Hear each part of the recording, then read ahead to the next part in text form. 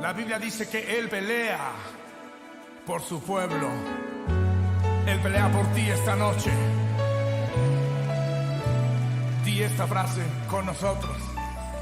Y yo sé quién va conmigo, va por mí. Y quien a mis enemigos hace huir. Y una vez más.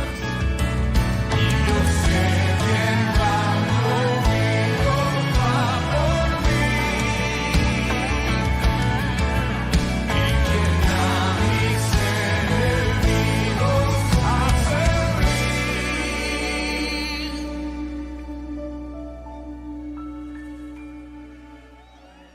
Dios imparable, Dios de imposibles, inigualable, eres invencible, Dios imparable.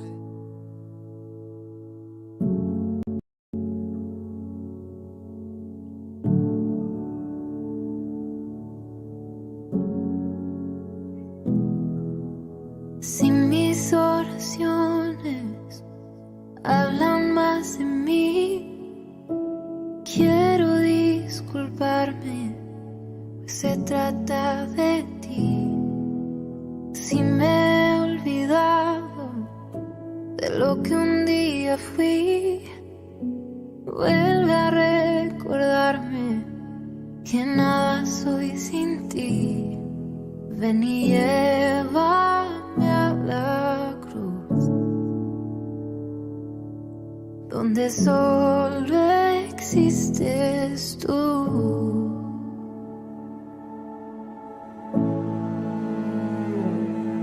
Oh, solo tú.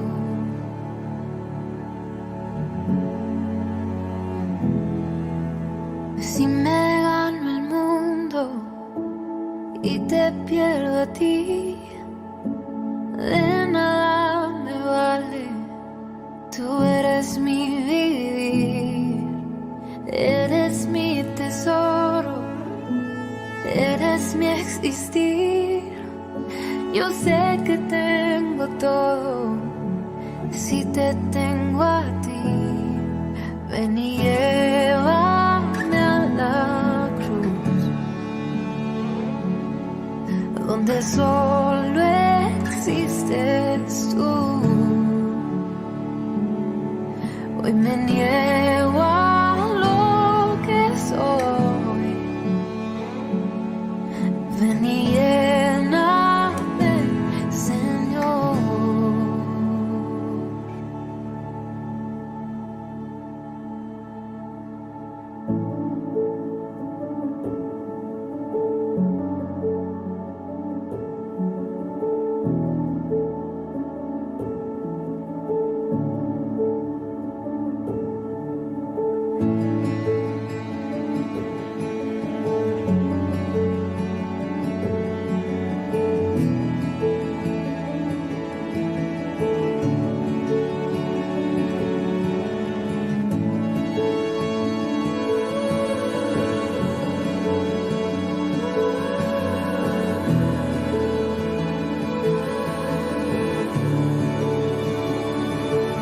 Ven y llena nuestro corazón, ven y llena nuestro corazón, ven y llena nuestro corazón, Jesús.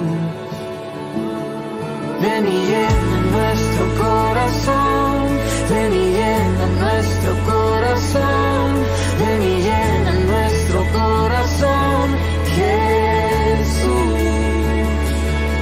Ven y llena nuestro corazón, ven y llena nuestro corazón, ven y llena nuestro corazón, Jesús.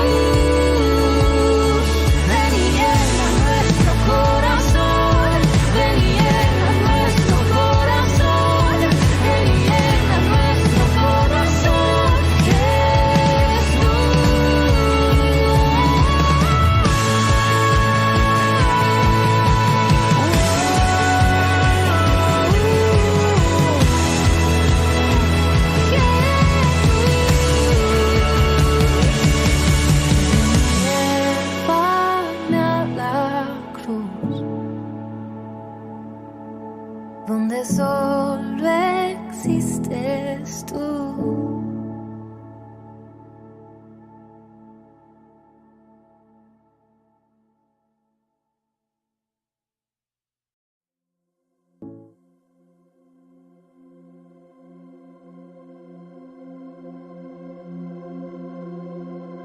Has subido a la barca por fe, porque tú crees en mí y porque yo hago callar los vientos y me obedecen en mal tiempo.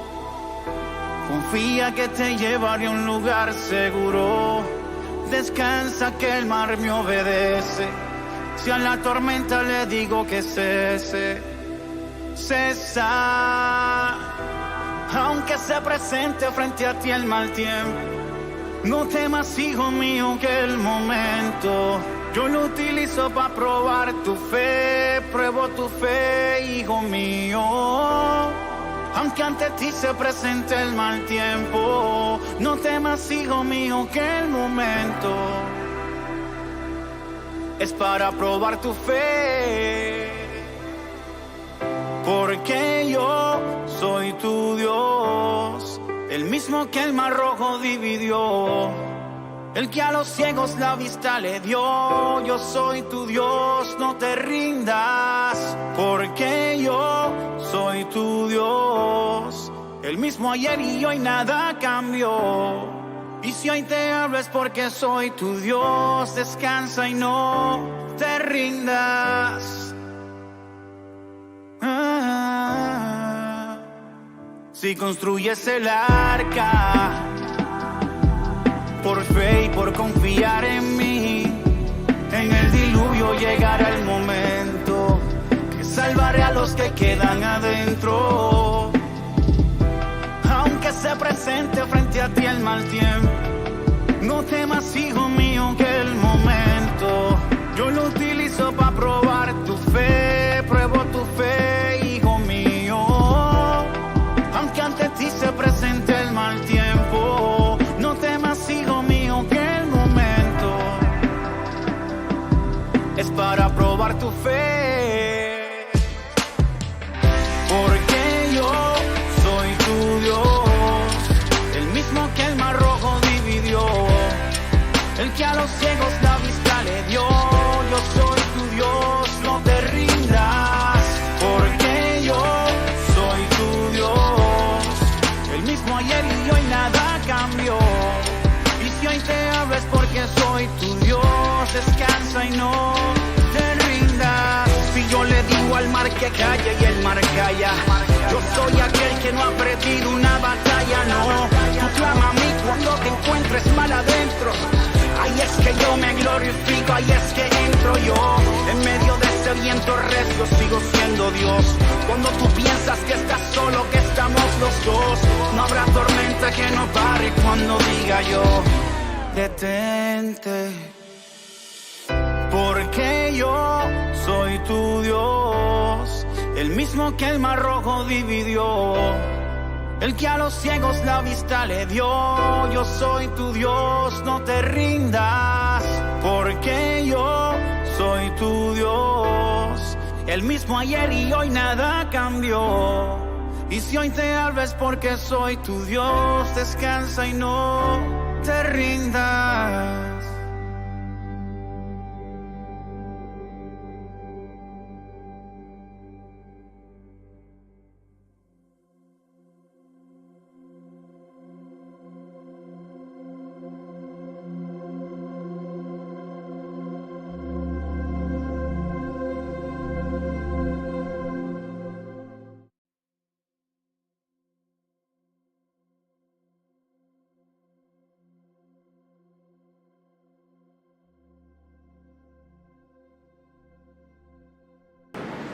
Vamos a iniciar con un video introductorio de lo que es el Evangelio de Marcos, como un resumen en general de lo que hemos estado viendo desde hace 8 días.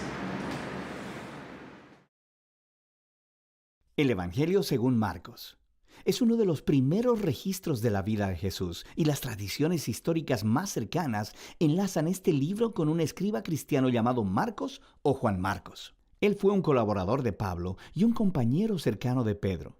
De hecho, un historiador de la iglesia antigua llamado Papías registra que Marcos había recolectado todo el testimonio ocular y las memorias de Pedro y luego las acomodó en este registro. Pero Marcos no reunió al azar todas las piezas, sino que diseñó cuidadosamente la historia de Jesús. En la primera línea del libro, Marcos hace esta declaración respecto a Jesús: principio del Evangelio de Jesucristo, el Mesías, Hijo de Dios. Lo que es interesante es que esta es la única vez que Marcos te dirá lo que piensa. En el resto del libro, él te va a influenciar simplemente poniendo las acciones y palabras de Jesús delante de ti y mostrándote cómo otras personas reaccionan a él. Marcos ha diseñado la historia de Jesús como un drama con 3 actos.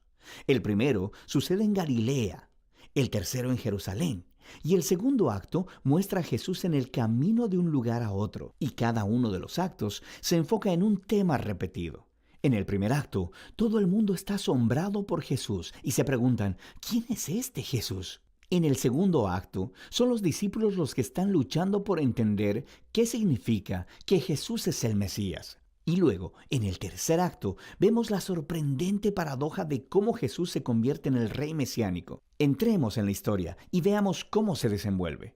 Después de la línea introductoria, Marcos comienza con una cita de los antiguos profetas, Isaías y Malaquías, quienes dijeron que Dios enviaría un mensajero a Israel para prepararlos para cuando Dios mismo venga a rescatar a su pueblo y se convierta en su rey.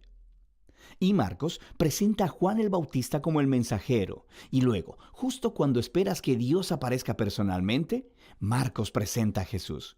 Y mientras él llega a la escena, los cielos se abren, el Espíritu de Dios desciende sobre Jesús y Dios dice, «Tú eres mi Hijo amado».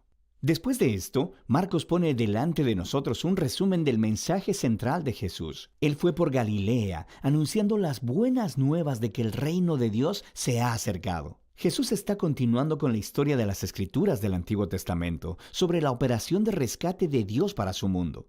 A través de Jesús, Dios está restaurando su reino sobre el mundo al confrontar y derrotar el poder de la maldad sobre las vidas de las personas.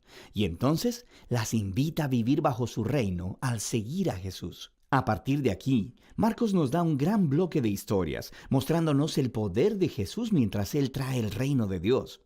Él va sanando a personas cuyos cuerpos están enfermos o quebrantados, o bajo la opresión de poderes espirituales oscuros. Y Jesús incluso hace algo que, para el pueblo judío, solo Dios tiene el derecho de hacer. Él perdona los pecados. Y las acciones de Jesús producen muchas respuestas diferentes. Algunos le siguen y se vuelven sus discípulos. Otros todavía no saben qué pensar y otros lo rechazan completamente, especialmente los líderes de Israel, quienes lo acusan de blasfemar contra Dios y de recibir poder del mal. Pero Jesús no está sorprendido por estas respuestas. De hecho, Él apunta a ellas. En el capítulo 4, Marcos ha recolectado muchas de las parábolas de Jesús acerca de la naturaleza misteriosa y escondida del reino de Dios. Jesús dice que su mensaje es como una semilla cayendo en distintos tipos de suelo. Algunos son receptivos y otros no. O que es como una semilla de mostaza que es muy pequeña, parece insignificante, pero luego crece enormemente y sorprende a todos. El punto de Jesús es que Él realmente es el Mesías que trae el reino de Dios, pero no luce como nadie lo esperaba. Esta creciente confusión acerca de Jesús entre las multitudes está conectada con la idea clave que Marcos enfatiza al final del primer acto, que incluso entre los discípulos de Jesús hay confusión. Ellos también están luchando por entender quién realmente es Jesús. Y eso nos lleva al segundo acto. Este comienza con una conversación crucial. Jesús aparta a los discípulos y les pregunta, ¿quién dicen ustedes que soy? Y Pedro dice, tú eres el Mesías. Pero luego queda claro que Pedro quiere decir que Jesús es un rey militar victorioso, del linaje de David, que rescatará a Israel de los romanos. Pero para Jesús, ser el Mesías significa que Él es el rey, siervo sufriente de Isaías 53, quien traerá el gobierno de Dios entregando su vida en Jerusalén. Y los discípulos no lo entienden. Ellos piensan que seguir al rey Jesús significa ser famosos e importantes. Y Jesús deja claro que seguirle, en realidad, significa morir, como cargar tu propia cruz. Significa rechazar la violencia, el orgullo y el egoísmo, y entregar tu vida a favor de otros en actos de servicio y amor. Él tiene la misma conversación con ellos 2 veces más. Y todo culmina en la importante declaración de Jesús de que el Hijo de Dios no vino a ser servido, sino para servir y para dar su vida en rescate por muchos. Los discípulos todavía no lo entienden, responden con miedo y confusión. Así que aquí, en el segundo acto, Marcos ha colocado otra historia clave que hace eco de la introducción del libro. Jesús toma a 3 de sus discípulos y los lleva a una montaña, y de pronto es transformado. Él está radiante, con luz y gloria, y una nube los cubre. Ahora, esto es justo como la gloria del Dios de Israel se mostró hace mucho tiempo en el monte Sinaí. Y luego, 2 profetas que estuvieron en la presencia de Dios en el monte Sinaí, Moisés y Elías, aparecen junto a Jesús mientras Dios declara de nuevo: «Este es mi Hijo amado». Al colocar esta historia en medio de todas estas conversaciones en el segundo acto, Marcos está haciendo una declaración asombrosa. Jesús, el Hijo de Dios, es la encarnación física de la misma gloria de Dios. Y en Jesús, el glorioso Dios de Israel se convertirá en rey al sufrir y morir por los pecados de su propio pueblo. Esta es una declaración misteriosa que confunde y asusta a los discípulos mientras dejan la montaña. Lo que nos lleva al tercer acto. Para la Pascua, Jesús hace una entrada pública real en Jerusalén. Las personas lo están alabando como el Mesías, y luego Él entra en el atrio del templo y ejerce su autoridad real al sacar a los ladrones y estafadores y deteniendo el sistema sacrificial. Entonces esto inicia una semana completa de debates entre Jesús y los líderes de Israel, condenando su hipocresía. Así que ellos preparan un plan para asesinarlo. Y Jesús le advierte a sus discípulos, prediciendo que Jerusalén y su templo serán destruidos en una generación, y que sus discípulos serán perseguidos como Él, hasta que Él regrese un día a traer el reino de Dios completamente sobre la tierra. Y todo esto lleva a la noche final. Jesús tiene su última cena de la Pascua con los discípulos, una cena simbólica que contaba la historia de la liberación de Israel a través de la muerte del Cordero de la Pascua. Y Jesús toma estos símbolos y les da un nuevo significado. Ellos apuntan a la liberación del pecado y la muerte, que sucederá a través de la muerte del Mesías, el siervo sufriente. A partir de aquí, la historia se acelera al arresto de Jesús, su juicio delante de los sacerdotes de Israel y el gobernador romano Pilato, y todo eso resulta en la crucifixión de Jesús, y culmina en una escena clave que encaja con las escenas importantes del primer y segundo acto, excepto que, esta vez, es oscuridad lo que desciende y no una nube. Y en lugar de una voz divina del cielo, se escucha la voz de Jesús clamando antes de morir. Y luego, lo más sorprendente es que es un soldado romano que mira a Jesús morir, el que entiende y anuncia quién Jesús es. Este hombre era el Hijo de Dios. Él es la primera persona en la historia en reconocer la sorprendente declaración acerca de quién Jesús es. Él es el Hijo de Dios crucificado, quien es el Mesías, Jesús de Nazaret, quien murió por sus amigos y por sus enemigos. Después de esto, el cuerpo de Jesús es colocado en una tumba, y en el primer día de la semana, 2 mujeres de entre sus discípulos vienen a la tumba y descubren que la tumba está vacía. La piedra había sido removida.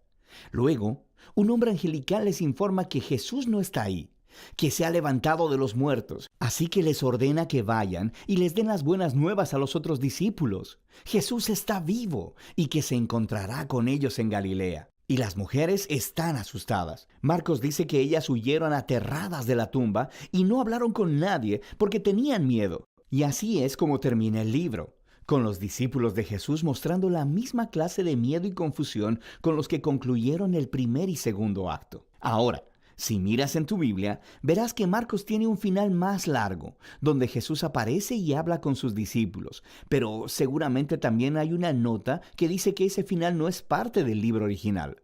Solo se encuentra en manuscritos más tardíos y menos confiables. Ahora, es posible que el final original de Marcos se perdió, o que Marcos nunca terminó de escribir su recuento. Pero es más probable que este final abrupto sea intencional para resaltar una idea. La historia completa se ha enfocado en la sorprendente aseveración que dejó perplejos a los discípulos de principio a fin. Esto es el sufriente, crucificado y resucitado Jesús, quien es el Mesías, el Hijo de Dios. Que el amor de Dios y su reino al revés son revelados en la medida en que Jesús murió por los pecados del mundo. Así que esta historia termina sin una conclusión.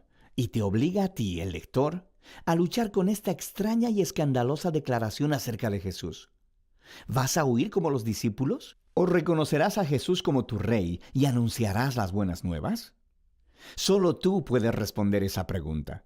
Y de eso se trata el Evangelio de Marcos.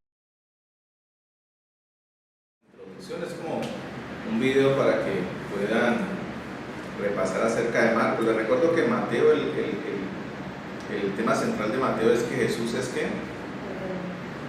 El Salvador, el Rey, va dirigido hacia el pueblo judío, Mateo. Por eso habla de genealogías y profecías. Pero Marcos, el tema central de Marcos es el siervo de Dios y del hombre. Y Marcos va dirigido a recién convertidos romanos y en general a personas que no eran del pueblo de Israel. Entonces tengamos en cuenta que el tema de Marcos es Cristo, el siervo de Dios y del hombre. Es muy importante que lo tengamos en cuenta. Vamos a ver entonces las diapositivas que vamos a tener hoy, ¿sí? Y estamos viendo datos importantes. Sigo dándole datos importantes de Marcos, por lo menos. Dice, este es el evangelio más corto de los cuatro. De los cuatro evangelios, Mateo, Lucas, Juan, de Mateo, Marcos, Lucas y Juan, Marcos es el más corto. Y un estudio cuidadoso del evangelio de Marcos revela el hecho de que el objetivo de Marcos es el dar paso a las obras maravillosas de Jesús. Es la 10, Camilo. Es la número 10. Entonces, es dar paso a las obras maravillosas de Jesús. Entonces a Marcos le interesaba mucho que se vieran las obras maravillosas de Dios, lo que Jesús hizo. Para Mateo era muy importante que quedara claro que Jesús era del linaje de Abraham, de David, que era el Mesías, pero para Marcos lo importante es que se dé a mostrar las obras de Jesús. Eso es lo importante de Marcos. Esto es muy importante que nosotros entendamos esto en los evangelios, porque nosotros queremos que Dios nos solucione la vida, pero necesitamos es que Dios nos enseñe quién es Él. Jesús le solucionó la vida a 10 leprosos y solo uno vino a darle gracias. Entonces, que Dios le solucione los problemas a uno no es la solución para uno acercarse a Dios. La solución para uno acercarse a Dios es conocer quién es Dios y en realidad quién es Él. Cuando yo sé quién es Jesús y en realidad lo que Jesús vino a hacer a este mundo, yo estaré con Él siempre, por siempre y para siempre. Y Marcos nos comienza entonces a mostrar la grandeza de las obras de Jesús, lo que Jesús hizo, lo maravilloso que es Jesús. Otro dato importante, Mateo mira hacia atrás y se ocupa principalmente de las profecías para el bien de los lectores judíos. ¿Se acuerda que yo les dije que el énfasis de Mateo era presentar a Jesús al pueblo judío? Entonces Mateo obviamente va a hablar de las profetas y todo esto, pero Marcos es más condensado, dice poco acerca de las profecías, pero hace énfasis en las obras poderosas de Jesús. Los judíos quieren conocer su Salvador y su Mesías, pero no a través de milagros y de obras, sino a través del linaje, a través de profecías, a través de que en realidad se compruebe de que Él es el Mesías. Pero a una persona que no es judía, ¿cómo se le va a presentar Jesús? Diciéndole, yo soy del linaje de Abraham. No. Al que no es judío, al que no es pueblo de Dios, ¿sabe qué le interesa? Señor, sáneme, libéreme, haga un milagro. Entonces por eso Marcos, como va enfocado al pueblo que no es judío, entonces se muestra a Jesús como ese gran Dios que hace ¿qué? Que hace milagros, que es todopoderoso. Por eso Mateo empieza con genealogías, pero Marcos inicia ¿cómo? Con milagros. Recuerde que Marcos es acción, Marcos de una muestra a Jesús sanando, liberando esto y lo otro. Entonces, por eso Marcos dice poco acerca de las profecías. No es que no diga nada, dice poco acerca de las profecías, pero hace énfasis en las obras de Jesús. O sea que si nosotros vamos a hablar con alguien que no conoce de Jesús, queremos hablarle acerca del Evangelio, ¿qué le vamos a hablar? ¿De las genealogías o del poder que hace Dios? Del poder de Dios, de los milagros de Jesús, de la grandeza de Jesús. Por eso Marcos es un evangelio muy presto para hablarle a las personas nuevas, para evangelizar, porque hace énfasis en las obras poderosas de Jesús. Pero ¿qué más vemos importante? Datos importantes. Marcos registra 19 milagros de Jesús mostrando su poder sobrenatural. 19 milagros. Marcos, en todo el Evangelio de Marcos, que es el más corto, hay 19 milagros de Jesús. 8 prueban su poder sobre las enfermedades.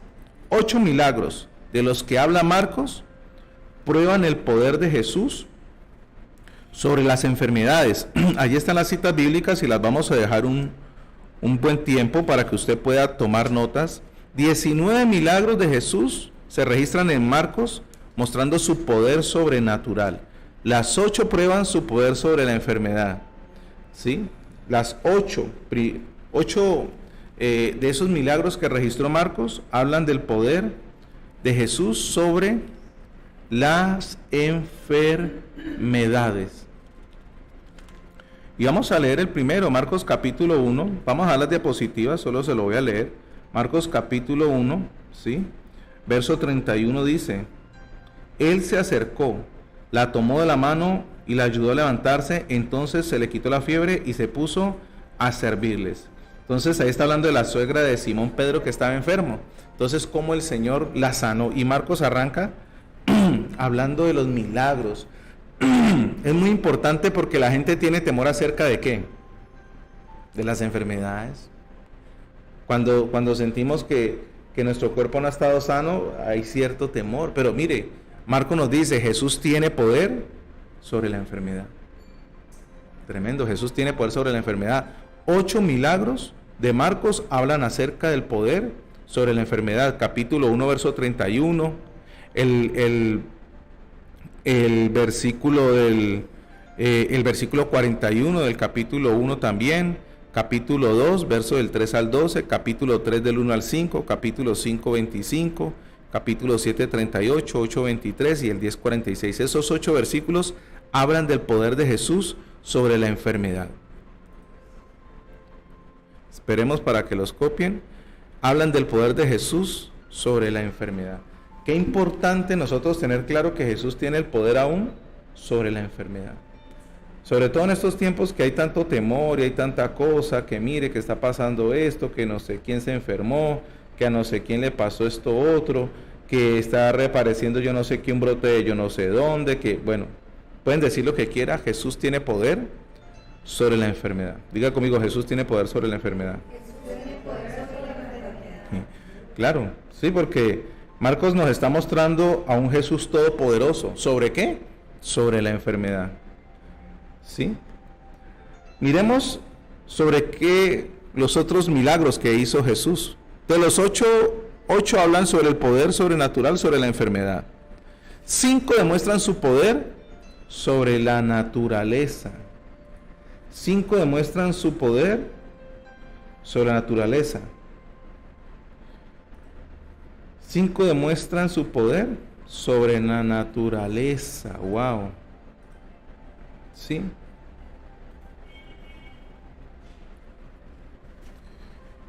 Por lo menos ahí leamos Marcos capítulo 4. No quitemos la diapositiva, yo se lo leo para que pueda anotar las citas bíblicas. Marcos capítulo 4, el versículo 39, está hablando de que cuando Jesús dio la orden que pasaran al otro lado y se desató pues esa gran tormenta, y en el versículo 38 Jesús mientras tanto estaba en la popa durmiendo sobre un cabezal, es la escena donde Jesús está durmiendo. Así que los discípulos lo despertaron. Maestro, gritaron, ¿no te importa que nos ahoguemos? Él se levantó, reprendió el viento y ordenó al mar, silencio, cálmate. El viento se calmó y todo quedó completamente tranquilo. O sea, mientras Jesús estaba descansando, allí en la barca los discípulos se asustaron porque se levantó una gran tormenta. ¿Y qué sucedió? Jesús oró y trajo entonces esa calma. Entonces, ¿sobre qué hay temor ahora? Sobre la naturaleza. Que mire los terremotos, que mire los ciclones, que el fenómeno del niño, que el fenómeno de la niña, que yo no sé qué. O sea, Jesús está diciendo, yo tengo control sobre la enfermedad, yo tengo autoridad sobre la naturaleza. Las cosas que nos dan temor a nosotros, Jesús está diciendo en Marcos, no se preocupen, yo tengo autoridad. Ahora con estos climas que uno está diciendo, este sol y después llueve, ¿a qué hora va a temblar? Bueno, Jesús tiene dominio, tiene poder ¿sobre qué? Sobre la naturaleza, ¿sí? Jesús tiene poder sobre la naturaleza, ¿sí? ¿Qué más sigue diciendo? 4, imagínense, 4 de sus milagros nos habla de su autoridad sobre los demonios. 4, autoridad sobre los demonios. 4, autoridad sobre los demonios, ¿sí? Autoridad sobre los demonios. Vamos a leer allí entonces Marcos capítulo 1. Vamos a leer el verso 20. Vamos a leer el verso 25, si alcanzo a leerlo.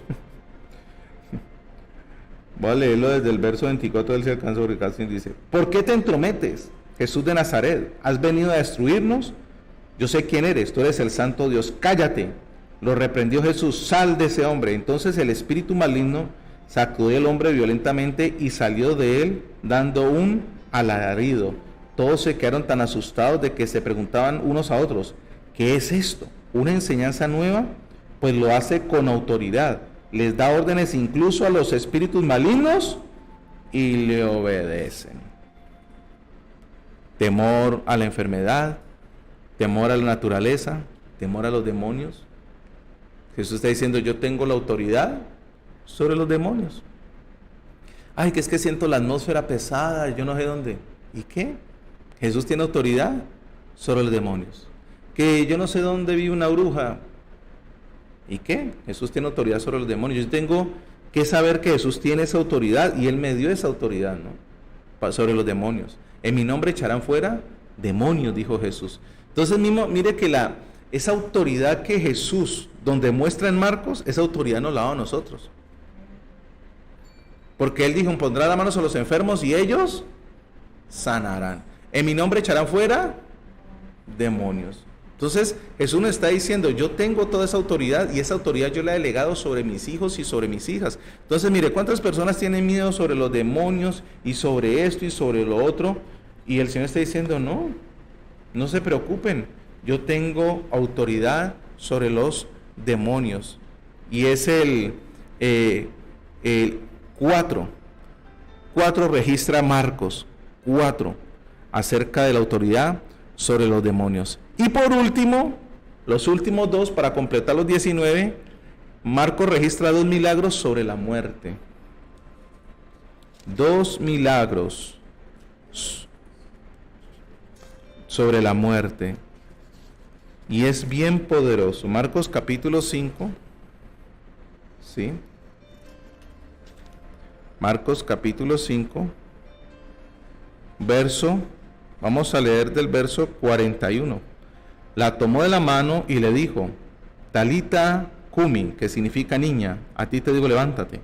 La niña, que tenía 12 años, se levantó enseguida y comenzó a andar. Ante este hecho todos se llenaron de asombro.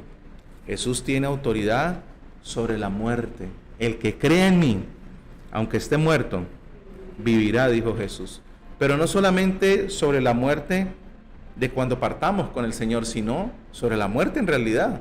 O sea, en mi nombre resucitarán muertos, dijo Jesús. Entonces, mire, los temores más grandes que tiene la humanidad: las enfermedades, la naturaleza, los demonios y la muerte. Sobre ellas, Marcos nos registra y dice: Él tiene toda la autoridad. 19 milagros, el evangelio más corto de los 4, pero registra 19 milagros enfocados en esas 4 áreas tan importantes para decirnos que Jesús tiene autoridad total sobre ¿qué? Sobre todo. Jesús tiene la autoridad total sobre todo.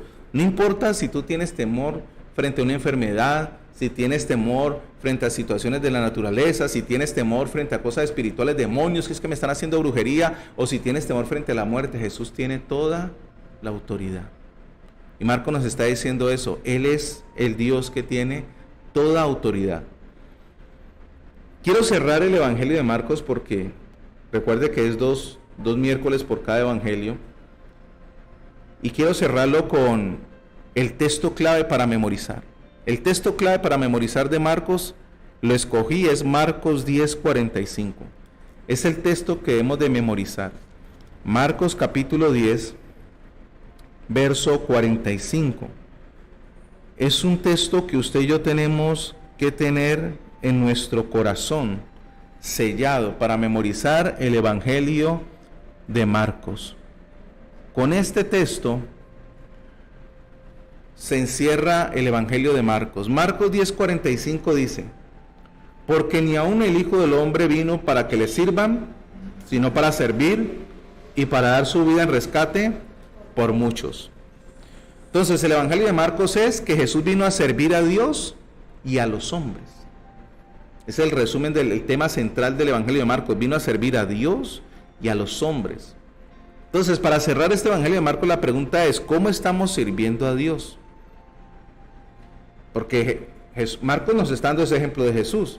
Y Jesús mismo nos está diciendo que Él no vino para que le sirvieran, sino para hacer ¿qué? Él no vino para que le sirvieran, sino para servir. Él no vino para que le sirvieran, sino para servir. Entonces la pregunta es: ¿yo cómo estoy sirviendo a Dios? ¿De corazón? ¿Con pasión? ¿Con diligencia? Porque así sirvió Jesús a Dios Padre. Le sirvió con corazón, le sirvió con pasión, le sirvió con diligencia. Marcos nos habla de un evangelio dinámico. Jesús incansable. Se acostaba en la madrugada, se acostaba en las noches tarde orando y se levantaba muy temprano. Caminaba por las aldeas, iba por todo lugar. Entonces Marcos nos habla de un Jesús que servía a Dios con pasión. Pero también nos habla de que servía a los hombres. Y la otra pregunta es: ¿cómo estamos sirviendo a Dios, pero a través de los hombres? Porque la gente dice: no, yo amo a Dios, sí, pero a Dios no lo podemos ver, dice la Biblia, Dios es espíritu. Entonces, ¿yo cómo le sirvo a Dios a través de los hombres? ¿Con humildad? ¿Yo soy humilde delante de las personas?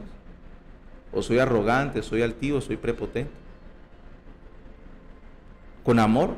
¿Las personas reciben amor de mí, el amor de Dios? ¿Se ve Jesucristo en mi servicio a los hombres? O sea, ¿la gente está viendo a Jesús en mi vida? ¿O todavía se ve mi carnalidad? Entonces, ¿cómo le sirvo a Dios? ¿De corazón, con pasión o con diligencia? ¿Y cómo le sirvo a Dios a través de servir a las personas? Con amor. ¿Las personas ven amor en mi vida? ¿El amor de Dios? ¿Ven a Jesucristo en mi servicio? ¿O ven humildad en mí? Porque eso vino a ser Jesús, vino a servir a Dios y a los hombres. Entonces Marcos nos habla: Jesús es Dios todopoderoso, sin embargo sirvió a Dios con excelencia y compasión, y sirvió a los hombres con humildad, con amor, con paciencia.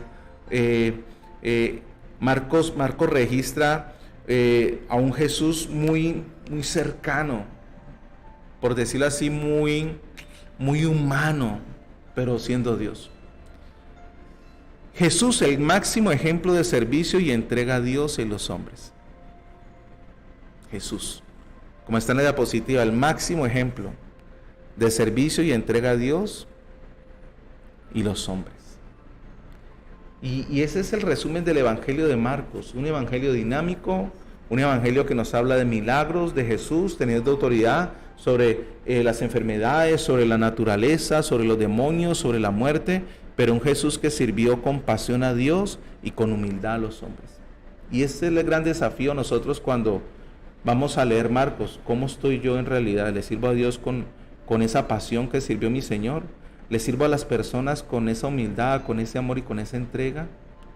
Pues Marcos nos lleva a eso. Y es como nosotros en realidad lo que dijo Jesús: porque ni aun el Hijo del Hombre vino para que le sirvan, sino para servir y para dar su vida en rescate por muchos. Ahí podemos colocar ya el versículo, Camisilo, para que lo tengamos en la pantalla. Ese de Marcos capítulo 10, verso 45. Y vamos a dejar el texto bíblico y la cámara y vamos a escuchar esta canción de Marcos Barrientos que se llama Heme aquí, Señor, ¿sí? Sin reservas. A mí me apasiona servirle a Jesús. Yo he tenido mis temporadas también donde me he cansado y he estado así como bajo. Pero mi pasión es servirle a Jesús. Yo no me veo haciendo otra cosa que no sea servirle a Jesús. Yo me acuerdo cuando me fui a casar con mi esposa, pues que ella tiene sus 2 carreras, gracias a Dios, pero yo le dije, yo soy pastor. Y yo siempre seré pastor. Yo no me veo haciendo otra cosa. No porque no tenga nada que hacer. Yo puedo tener talentos que Dios me ha dado, pero es que Dios me llamó a eso. Entonces, cuando yo veo a un Marcos que dice que Jesús sirvió con pasión al Padre y a las personas, yo quiero hacer eso también, porque de eso se trata. Y si hay algo que esté estorbando en su corazón, que usted le sirva a Dios con pasión. O si hay algo que le está estorbando en su corazón, que usted le sirva a las personas con amor, con humildad, así como Jesús. Esta es la noche para que usted entregue eso. Y usted se lo entregue a Jesús y le diga, yo quiero, Señor, servir como tú lo hiciste. Amén. Cerremos nuestros ojitos. Gracias, Jesús. Hoy queremos agradecerte, Señor, este Evangelio de Marcos. Reconocemos, Señor, que en nuestro corazón necesitamos en realidad conocerte como ese siervo de Dios, ese que entregó su vida por la humanidad también.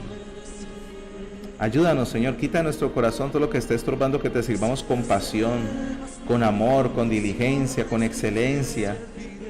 Quita lo que esté estorbando en nuestro corazón, Señor, que sirvamos a las personas con pasión, con amor, con humildad, con mansedumbre. Que se vea Jesús en nosotros. Que te veas tú en nosotros, Señor. Esto no es una religión, esto es una relación contigo, Señor. Y el propósito de estar aquí, Señor, es servirte a ti, servir a las personas. No hay otro propósito, Señor. El propósito del Evangelio, después de amar a Dios, son las almas. No hay otro propósito, Señor. No hay otro propósito. El propósito no es hacer el nombre grande de una iglesia o de unos pastores. El propósito es ganar almas, Señor. Y yo te pido, Padre, que podamos ser como tú cada día, Señor. Sirviéndote con excelencia, con pasión, pero también viendo la necesidad de este mundo. Nosotros somos la sal y la luz, Jesús. Aviva los corazones, aviva a los que están en la presencialidad, en la virtualidad. Queremos decirte, Señor, ayúdanos. Ayúdanos a dar lo que tú quieres, Padre. Despoja de nuestro corazón esas barreras.